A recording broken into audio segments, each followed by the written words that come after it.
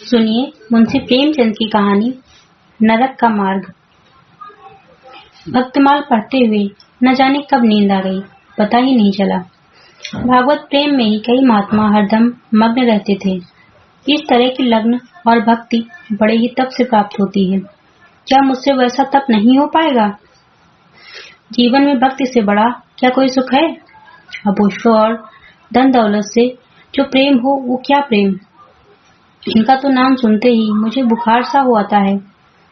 सुशीला ने इन आभूषणों और फूलों से मुझे कितना सजाया था। मैंने उसे मना भी किया ये सब करने से, लेकिन वो मानी ही नहीं। इस श्रृंगार के दौरान जितना हम लोग हंसे थे, बाद में मुझे उतना ही रोना पड़ा। आखिर किसी का पति ऐसा होता है जो अपनी पत्नी को सजा हुआ देखकर नाराज हो जाए। मेरे पति ने तो मुझे सजा धजा देखकर गुस्सा किया और कहा कि तुम मेरा परलोक बिगाड़ दोगी। क्या किसी के पति ऐसे होते हैं जो अपनी पत्नी की खूबसूरती और श्रृंगार देखकर गुस्सा करने लगे? उनकी बातें सुनकर मन में तो होता है कि जहर ही खा लूं, लेकिन फिर मैंने नीचे जाकर भक्तमाल पढ़ना शुरू कर दिया। फिर मन ही मन ठान लिया कि अपने इस श्रृंगार को सिर्फ बाकी बिहारी को ही दिखाऊंगी और उनकी ही दिन रात सेवा करूंगी। कम से कम वो तो मेरे श्रृंगार से पति की तरह नहीं जलेंगे। भगवान, मैंने हमेशा से ही अपने पति को अपना इष्ट मानना चाहा। सोचा कि इन्हें किसी तरह का दुख न दूं और हरदम उनकी ही सेवा करूं। पर क्या करूं, सारा दोष मेरे नसीब का ही है। वो तो निर्दोष हैं। मेरे भाग्य में जैसा लिखा है मैं वो सब भोग रही हूँ। इतना सब पता होने के बाद भी जब भी देखती हूँ तो मन में दुख होता है। जब वो कुछ दिनों के लिए बाहर चले जाते हैं तो मन का बोझ कुछ कम हो जाता है। उनके ना होने से हंसने खेलने और जीवन को जीने लगती हूँ। फिर जब कुछ दिनों बाद वो लौट आते हैं तो उसी तरह का सन्नाटा और दुख छा जाता है।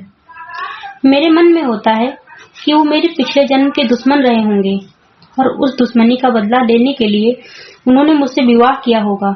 तभी न मेरा मन उन्हें देखते ही उदास हो जाता है और उनकी सूरत मुझे बिल्कुल नहीं भाती। शायद इसी वजह से ही वो मुझे देखकर जलते रहते हैं। विवाह न किया होता तो शायद आज सुखी होती, किंतु दुनिया का दस्तूर है कि बेटी को किसी न किसी पुरुष के साथ जन्मों के लिए बांध दिया जाता है। क्या जाने कि एक युवती अपने पति को लेकर कितने सपने सजो कर रखती है। उसके लिए उसका पति कितना खास होता है। लेकिन यहाँ सब उल्टा है। इन्हें देखते ही मेरे सीने में जलन सी होने लगती है। कभी इन्हें देखकर आंखों को वो शीतलता नहीं मिली जो पति को देखकर एक युवती को मिलनी चाहिए। उधर सुशीला को देखती हूँ तो दुख और बढ़ जाता है। वो हमेशा हंसती मुस्कुराती है, कभी अपनी गरीबी का रोना नहीं रोती। न उसके पास अच्छे कपड़े हैं और ना ही गहने। मकान भी छोटा सा है। मन में होता है कि काश मैं अपना धन देकर उसकी परेशानियां ले लेती। फिर होता है कि उसका पति ही उसका सबसे बड़ा धन है। उसी से सुशीला को पूरी दुनिया का सुख मिल जाता होगा। सालों से इस सवाल को मन में दफन करने के बाद होते होते एक दिन मुझसे रहा न गया। आखिर मैंने अपने पति से यह सवाल कर ही लिया कि आपने मुझसे शादी क्यों की।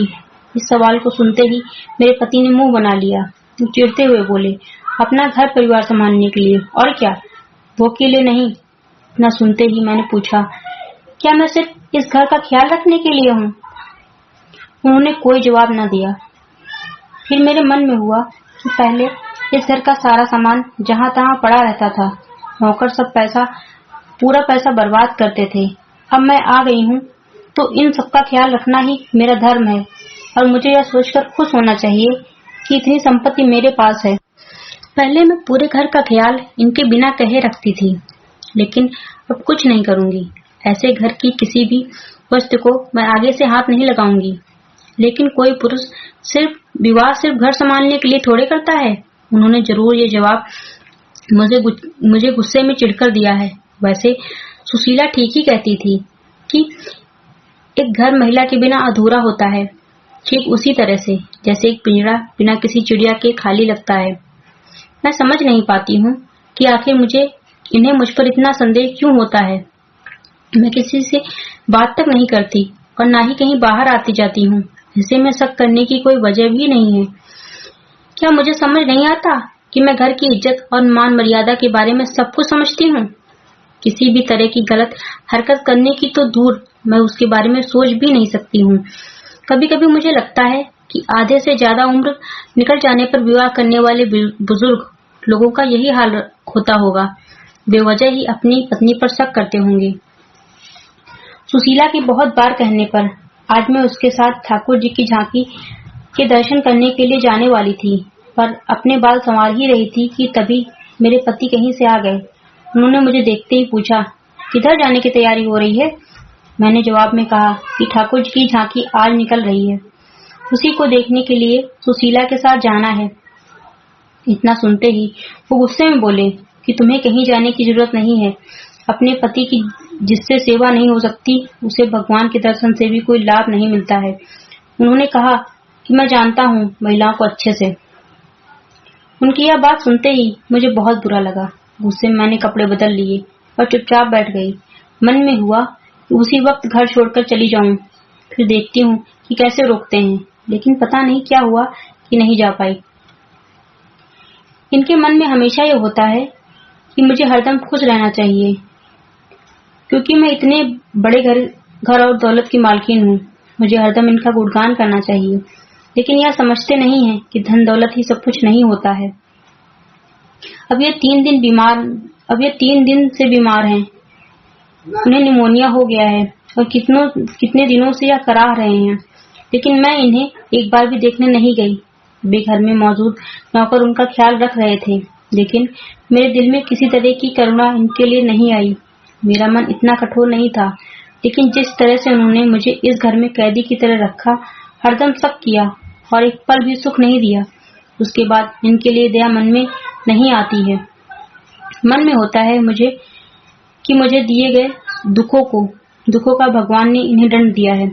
अगर कोई समझे कि महिला को यूं ही किसी पुरुष के गले बांध दे और किसी भी तरह से रखे, सो पूरी तरह गलत है। सुना है कि वो अपनी बीमारी का दोष मुझे ही दे रहे थे, लेकिन मुझे परवाह नहीं है। ये चाहे तो किसी को भी अपना धन दौलत दे सकते हैं, इसकी मुझे बिल्कुल जरूरत नहीं है, ना ही लोभ है। होते होते एक दिन वो गुजर गए। आज उनको गए 3 दिन हो चुके हैं। मैंने उनके जाने के बाद चूड़ियां नहीं तोड़ी। मैं सिंदूर तो पहले भी नहीं लगाती थी और अब भी नहीं लगाती। मेरे बुजुर्ग पति के बेटे ने ही उनका अंतिम संस्कार किया। घर के सभी लोग तरह तरह से मुझे ताने देते थे, मेरे बंधे हुए बाल देखकर सुनाते थे, लेकिन मुझे जरा भी बुरा नहीं लगता है। ऊपर से मैं सभी को चिढ़ाने के लिए रंग बिरंगी साड़ियां भी पहन लेती हूँ। मेरे मन में होता है कि मैं इस कैद से रिहा हो गई हूँ। एक दिन मैं सुशीला के घर गई। उसके घर में किसी तरह की सुख सुविधा नहीं है, चारपाई तक वहां पर नहीं थी, लेकिन वो इतनी खुश थी कि उसे देखते ही मन में ऊर्जा का संचार हो जाता है। इन लोगों को गरीब और नीच कैसे समझें, जो हरदम मुस्कुराते हैं और प्रेम भरी बातें करते हैं। भले ही यह आनंद पल भर का था, लेकिन इससे जीवन सफल सा लगता है। फिर एक दिन मैंने सुशीला से पूछा कि अगर तुम्हारे पति किसी दिन परदेश नौकरी के लिए चले गए, तो क्या तुम उनकी याद में रो रो कर अपनी जान दे दोगी? सुशीला जवाब में बोली, नहीं, जान तो नहीं दूंगी, लेकिन उनकी याद से हरदम मन आनंदित होता रहेगा। भले ही वो सालों परदेश में रह लें, लेकिन उनकी याद हमेशा ही मुझे खुशी देती रहेगी। मैंने भी कहा, सुशीला, मुझे भी ऐसी ही खुशी चाहिए, जिसके आनंद में हमेशा मैं झूमती और गाती रहूं। ऐसा आनंद जो कभी कम ही ना हो। मन आजकल काफी परेशान और चंचल था। होता था कि कहीं एकदम उड़ जाऊं। भक्ति के ग्रंथों को पढ़ने का भी मन न था और न ही बाहर कहीं सैर करने का। ऐसा लगता था कि मन को पता ही नहीं उसे क्या चाहिए, लेकिन मेरे दिल में अपने पुराने दुख ही चल रहे थे। अब मुझे किसी की भी निंदा से फर्क नहीं पड़ता था। दिमाग में यह बात भी उठ रही थी कि मेरे माता पिता ने पैसों के लोभ में बुढ़े से विवाह करवा दिया और उसने भी सिर्फ अपनी जिद पूरी करने के लिए मेरी मांग में सिंदूर डाला, लेकिन जिंदगी भर शक ही करता रहा। एक दिन घर के सभी लोग सो रहे थे। कमरे में मेरा दम घुट रहा था, इसलिए मैं दौड़कर उस घर से बाहर की ओर भाग गई। तभी मुझे एक बुढ़िया दिखी। मेरे मन में हुआ कि कहीं वो कोई चुड़ैल ना हो। तभी बुढ़िया ने कहा कि किसका रास्ता देख रही हूँ। मैंने जवाब में कहा, मरने की राह देख रही हूँ। बुढ़िया बोली, अभी तुम्हारे नसीब में मौत नहीं है, तुम्हें कई सारे सुख भोगने हैं। मैंने भी चिढ़ते हुए उस बुढ़िया से पूछा कि इतनी रात में तुम किस्मत की लकीरें पढ़ लेती हो? आंखों से थोड़े पढ़ती हूँ, अक्ल से पढ़ लेती हूँ। ये काम करते हुए ही सारी उम्र बीती है। तुम्हारे अब अच्छे दिन आ रहे हैं। मैं बस यही चाहती हूँ जिसकी वो मनोकामना हो वो मिल जाए। जवाब देते हुए बुढ़िया ने कहा।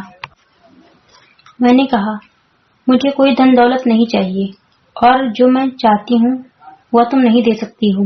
तब बुढ़िया ने कहा, मैं जानती हूँ तुम्हें जीवन में सिर्फ प्रेम चाहिए और मैं यह तुम्हें दिला सकती हूँ। मैं तुम्हें प्यार की नाव में बिठा सकती हूँ।